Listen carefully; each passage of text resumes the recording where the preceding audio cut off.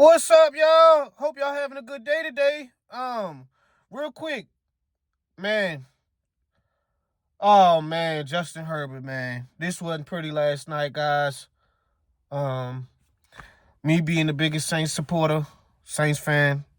Anybody ask me who's my favorite player that's not a Saints player, is Justin Herbert. I love the kid. I love his energy. I love the moxie he has when he gets it going. I love he could kind of be a little bit too cool for school, but that's his personality. It just wasn't pretty, guys. 0-3 in the playoffs. And I knew it was gonna be a long day when the Patriots was backed up from the 10-yard line. Drake Maye, he threw the ball in the middle of the field. The ball got tipped in the air from Derwin James, and they picked the ball off. Chargers get the ball at the Patriots 10-yard line, about to score from that interception, and they don't come out with no points. I said this gonna be a long day today. I said it's gonna be a very long night for them, and it was. You couldn't run the ball. 11 carries for 31 yards, 2.8 yards per carry with Vidal. You can't win in the playoffs like this. And when you can't run the ball, when you have no natural running plays from natural handoffs to your running back, you cannot win a lot of football games in a away game. You can't win like that. And more importantly, the whole common denominator was the offensive line was terrible. Justin Herbert was pressured 57% of the time of his dropbacks. The Patriots blitzed him 20 times. That's more than any other quarterback that they've blitzed. So Mike Vrabel went into the game plan and the game scheme, said, you know what? We know that two superstar offensive linemen is out, with Joe out and Rashawn Slater. Guys, Justin Herbert has been sacked 54 fucking times this year. 54. That's half a century. 54 times. And they said, you know what? Vrabel said, you know what? We don't think that they can be able to hold up in pass protection. And they couldn't. They couldn't. Justin Herbert was beaten and battered last night. You take away the time that he had time to step up in the pocket and make plays, he overthrew guys. My thing always was with Herbie, bro, you don't have to throw every ball like a fucking heater ball. Sometimes you can add touch on the ball, bro. Not every play got to be thrown 200 miles per hour. That's the thing that kind of frustrates me with him. But even guys, me being a supporter, I can't make excuses for him like that, because it's like, bro, you had time on some plays where you could be able to fit this ball in tight coverage, and he was missing throws, you know? And, it wasn't pretty on the Patriots side of things as well, It was a tough game. I kind of knew it was going to be a little bit rough on the offensive end, because we know this Jesse Minter defense, they don't have a lot of big-time names other than Derwin James. Khalil Mack is still playing pretty solid, even though he's gotten older. And they got this kid, Tula Topo, I think, that got 10-plus sacks this season. But it's a lot of not household names. But the way Minter coaches defense and scheme his defense to make plays and force turnovers, I knew it was going to be kind of tough for somebody like Drake Maye coming in, in his first postseason action. And I'm just proud of him too. Proud of this kid, his development and the way he's taking his team by storm for the Patriots, man. It's so good to see Drake Maye rise his game in his first playoff appearance in crunch time, because they needed those plays to Kayshon Boutte and Hunter Henry to go in for a touchdown at the end of the game. But back to the Chargers side of things, man, it just nothing was pretty last night, guys. From Herbert to Greg Roman, offensive play calling. I don't know why I don't even know why they brought in Greg Roman anyway. Greg Roman wasn't good with Baltimore with Lamar. Greg Roman need to go down to college or probably be an offensive line. I don't know. Go be a coach, a secondary coach. Then it's like you run motion. That's Greg Roman's system. He likes to run pre-snap motion. Where's the motion? No motion last night. None. Then you're running routes where guys are running. You got McConkey and another receiver running flies. Then Keenan Allen coming up the middle.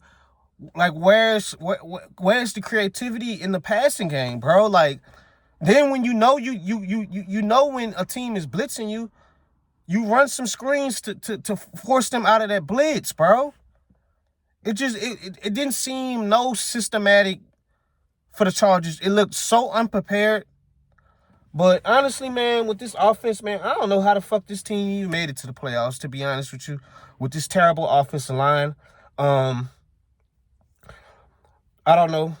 This is a testament on how good this how they were able to get past the deficiencies of the injuries that they had this season to even make the playoffs. But I mean, once you get there, bro, you gotta figure this out, man. And it hurts my heart to see you go 0-3 in the playoffs.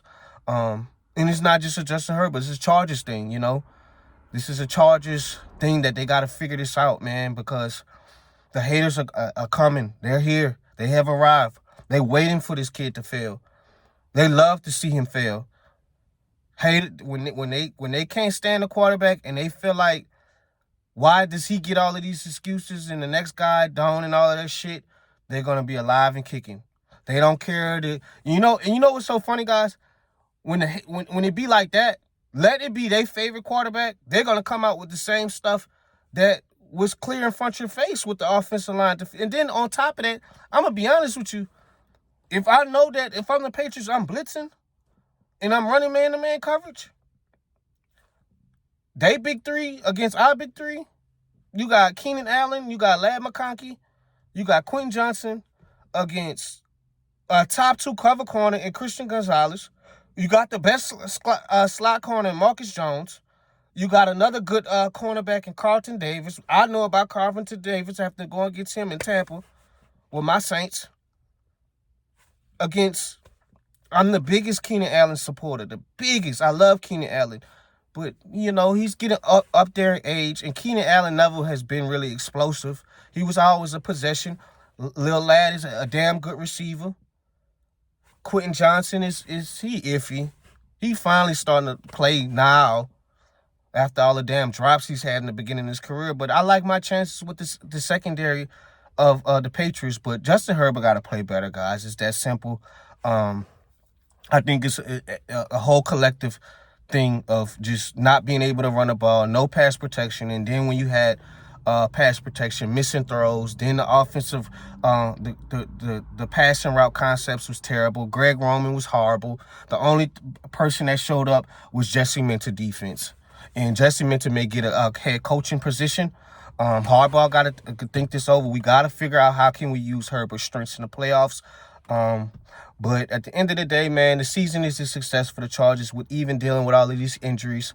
But Herbert got a bullseye on his back, and I'm going to be rooting for you to figure this out. Because just shut the haters up, man. That's all. Get ready for next season. They gotta figure this out. I think they need to figure out how they're going to address this interior offensive line, and they need a playmaker in the receiving. They need a real playmaker. Maybe you look for A.J. Brown. Maybe you do that. You know what I'm saying? To add some more pop. And then another thing, why y'all? I want to test the Patriots linebackers in secondary. Why y'all didn't? It's like Roman. Why we didn't get the ball to the Gatson Jr., the tight end kid?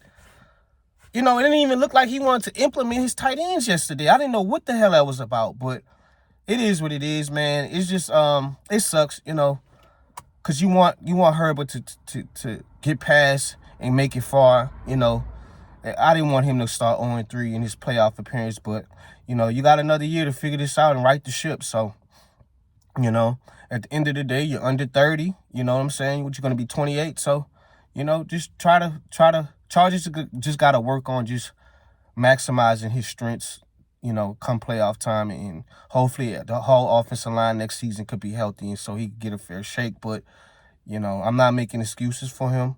When you crown as a superstar quarterback, at the end of the day, 2 years from now, 3 years from now, 5 years from now, nobody's going to care about offensive line, bro. Nobody's going to care about the offensive line or what you do and what you don't have. Nobody's going to care about that. You know, unfortunately, it's either did you get the job done or you didn't. And it be like that sometimes. But I give credit Patriots, you know, the dominant performance that they've had defensively. The offense wasn't really too pretty, but they made plays when they did. Shout out to Maye and Mike Vrabel as they advance to the next round. I'm out.